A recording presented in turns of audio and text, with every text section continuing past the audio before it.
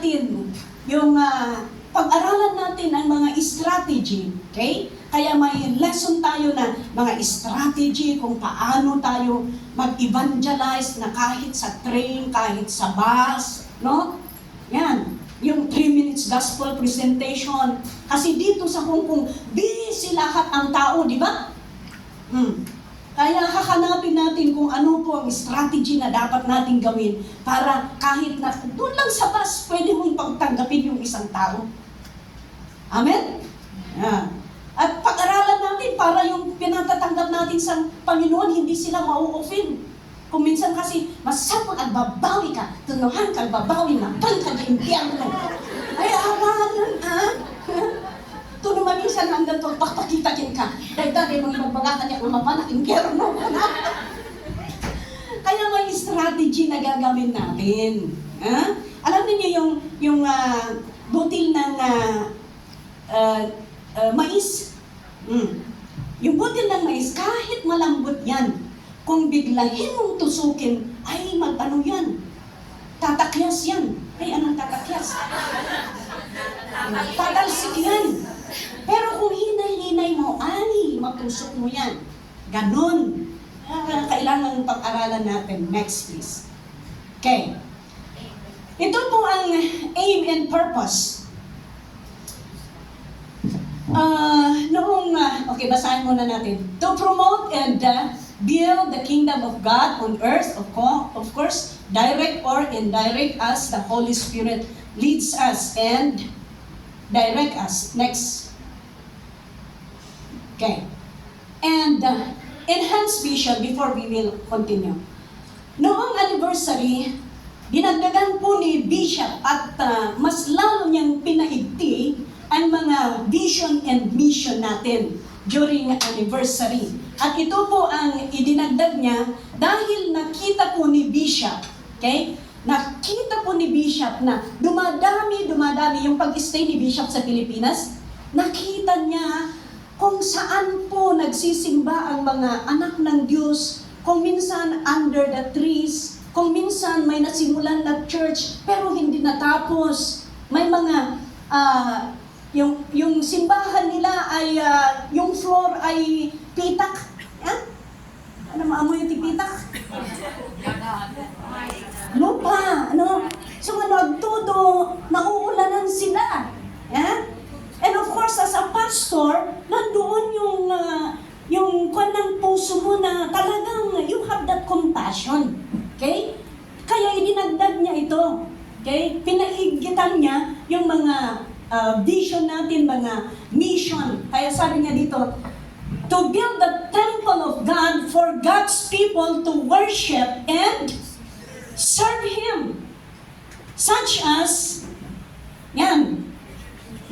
mag-build ng church building or worship halls and facilities in major town and cities as well as rural areas where God's people gather to praise and worship the Lord. That's the reason why mayroon na tayong adapted church para tumulong tayo.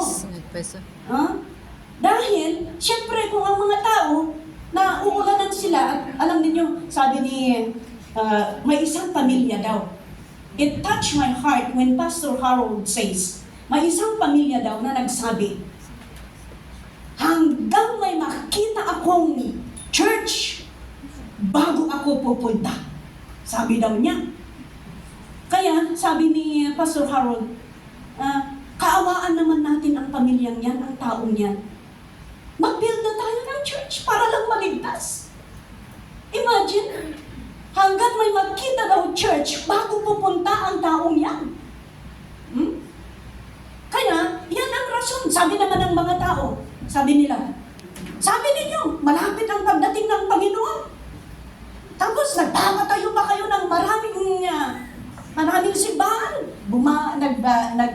Bumibili pa kayo ng mga lupa. Sabi naman ni Bishop, hindi naman natin alam kung kailan.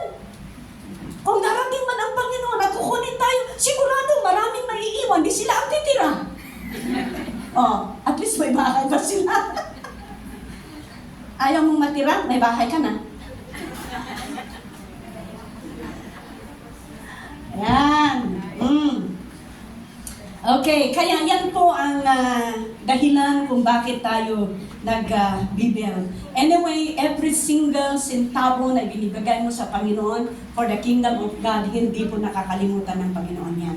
Next verse. Next verse. Oh, ito po ang FBCFI, what? Pledge po natin. Gusto ko pong lahat tayo ay, sige, basahin mo.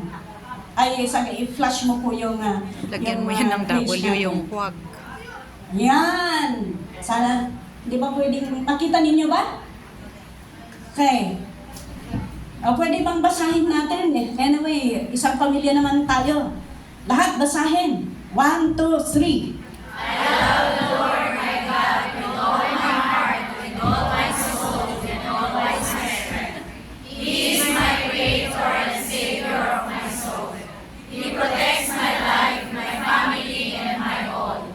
He gives me strength to endure the trials and persecutions and lifts me up each time I fall. In return, I will serve Him with all my life, my whole to do His will all the time I hear His call.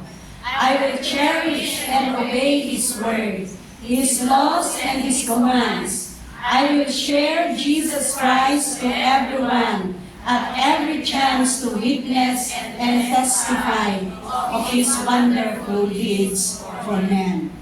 I will love all and devote myself to the family of true believers in Jesus Christ and will support His gospel by which I have seen the light and gain my salvation. I renounce and shake off every bondage of the evil one, every sin and wickedness of the flesh, and continually seek after righteousness. I will always be true and free believers in Christ all the days of my life. Amen. Kaya huwag ka nang umalis dahil binasa mo. Hallelujah. Yan po ang pledge natin sa Panginoon. The next one. Okay. Next. Okay. In Acts chapter, and of course bilang isang pamilya, kailangan po na tayo po para hindi tayo mawala sa ating landas bilang isang anak.